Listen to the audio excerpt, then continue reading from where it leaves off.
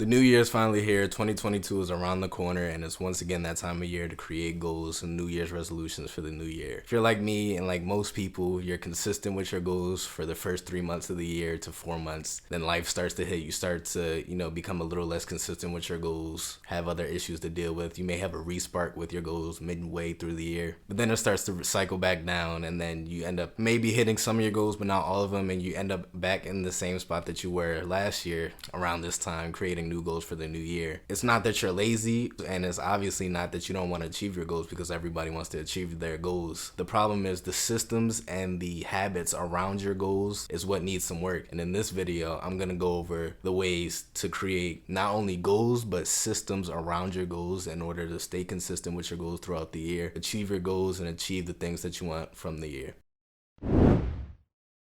So welcome back to another video, guys. I'm Brendon. Obviously, I'm in a new setting, not in my usual studio that I record in, because right now I'm in LA for vacation. For the new year, getting ready for the new year. Part of getting ready for the new year comes with creating goals. Today, we're gonna discuss the information about goals from the book Atomic Habits by James Clear. If you haven't checked this book out, I really highly recommend this book. It was a great book, short read, talking about habits and how you can use habits and systems around your habits to help you achieve your goals. Now, James Clear in the book, he makes the point that most people focus on goals when your focus should really be on the systems and the habits around your goals to help you achieve your goals. Now, there are 5 major points from the book that can be taken and implemented in your own life, and when you come down time to create your own goals for the new year, that can really help you stay consistent throughout the year with your goals. So the 5 points made throughout the book that James Clear emphasizes: 1 is how habits are the compound interest when it comes to self-improvement. 2, if you want better results, you should focus less on goals itself,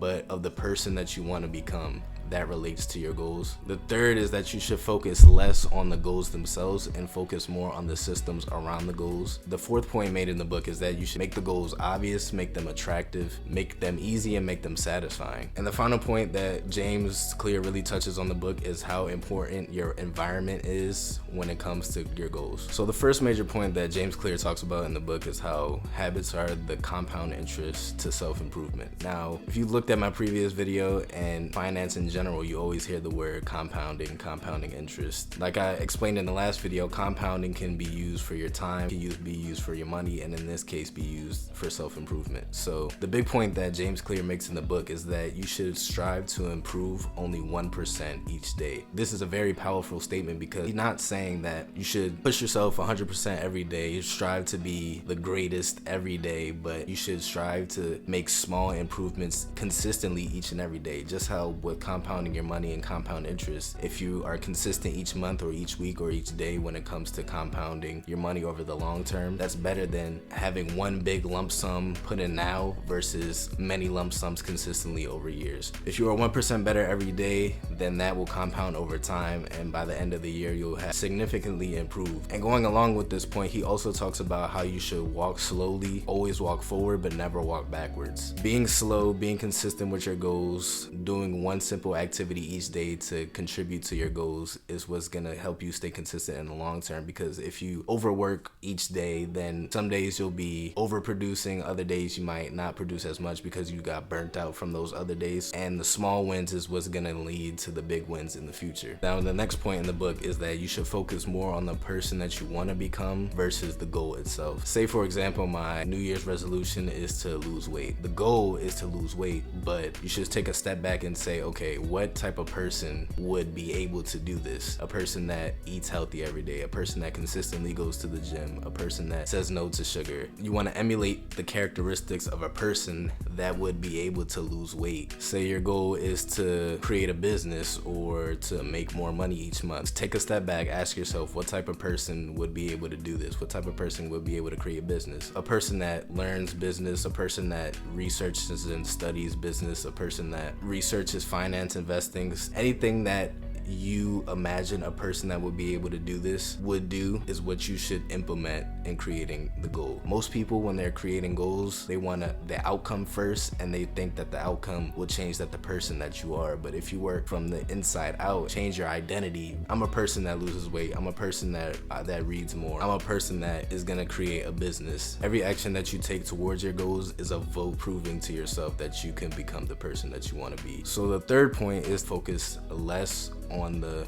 goal and focus more on the systems around the goal. Now, systems relate to, your discipline and your motivation towards your goals. Your systems is more important than the goal itself. You creating a daily routine for yourself, keeping yourself accountable for your goals is what's really going to keep you consistent, not the goal itself. The actions around the goal is more important, and it's better to be disciplined than to be motivated. Discipline is rain, snow, sleet, day or night. You'll be consistent and be disciplined enough to take action towards your goals, no matter how you feel that day, no matter if you feel like taking action or not. But having discipline is better than having motivation, because motivation is temporary. You could be motivated one day, but if one day you're feeling down and you didn't have such a good day, then that motivation fades, and the only thing that's gonna keep you consistent with your goals is the discipline around the goals, and to keep proving to yourself through action that you can achieve your goals. So in the goal creation itself, that you want to make the goals obvious, you want to make them easy, you want to make them attractive, and you want to make them satisfying. The first point, when making them obvious, that's just being clear on what your goals are and the type of person that you want to become. So I would recommend writing down your goals, keeping them somewhere in your room or in your office where you can see your goals, so it's obvious to you every day. These are my goals and this is what I want to achieve, so that you can always have the goals in front of you and on your mind. Now, the next point in making the goals attractive,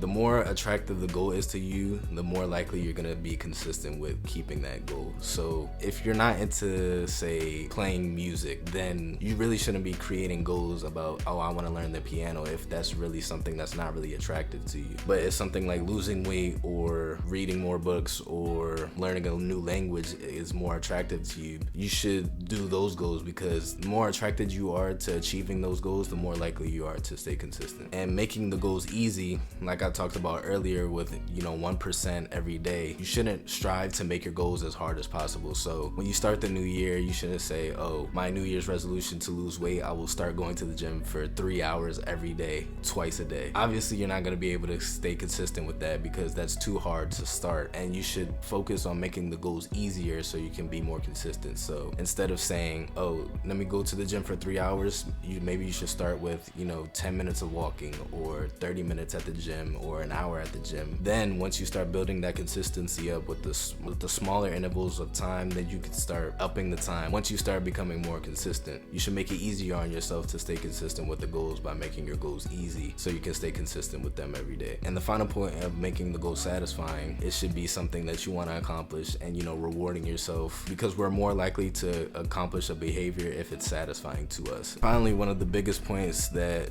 James Clear talks about is how important your environment is when it comes to your goals. Your environment plays the biggest role when it comes to you achieving your goals. Your environment is filled with, bad distractions like your phone, TV, computer, laptop. Clearing out those things, clearing out those distractions, and making an environment that promotes you or gives you the cues to want to do your goals is what's going to keep you consistent. So if my goal is to read more books, for example, then I should keep the book in an obvious place. Say if I sit at my desk every day, I keep the book on the desk in front of me so it reminds me, oh, I have to read the book today. Or if your goal is to lose weight, keep your gym bag at the door when you come home. It gives you the cue that, oh, okay, it's time to go to the gym when you see the gym bag when you walk in the door. James Clear talks a lot about cues in the book and how you can have good cues and you can have bad cues. So a cue, for example, like your phone vibrating is a cue that you should check it. That's why every time your phone vibrates, you immediately look at your phone to check it. So if I can create cues for myself in my own environment for my good habits, then I'll be more likely to accomplish them. What could also help with your environment is having a habit tracker, which is basically like a calendar or a to-do list or just a piece of paper with all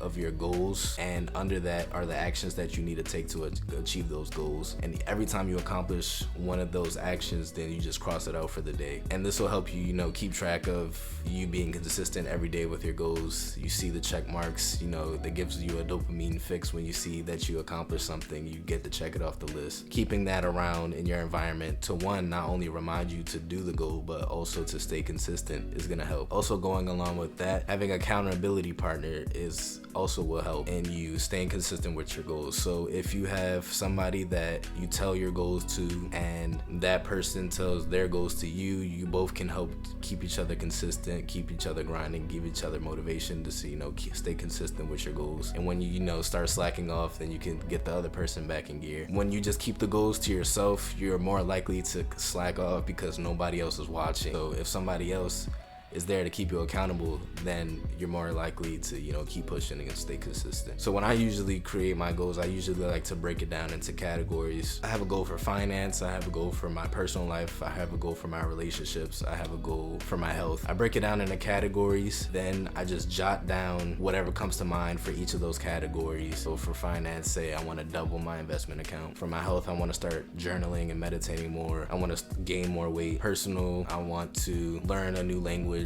Write that down. Once you have the list of your goals written down, below that you want to write, okay, what would a person that could achieve these goals or would achieve these goals do every day? Under that, you write those actionable items that you should do every day to achieve those goals. So basically, you start with the goal at the top and you work backwards. So I have the goal, what type of person would achieve that goal? What actions would a person like that take to achieve those goals? And you write those down. Then once you have all the actionable items written down, then you create a to-do list each and every day and your habit tracker. So now I have my habit tracker for each of my categories of goals. Every time I do one of those actions, I'll check it off for the day and just keep doing that every day. And it's to help you stay consistent with your goals. So I hope that you were able to learn something from this video and, you know, be able to implement it when it comes to creating your goals for the new year 2022. I hope it's a good year for you and that it brings you all the results that you want. Make sure you check out my last video talking about the psychology of money by Morgan Housel. Like the video, subscribe, comment down below some of your goals for 2022. Put them out there, let the world see. I'll be your accountability partner. Make sure you stay consistent throughout the year with your goals, and I'll catch y'all in the next one. Peace.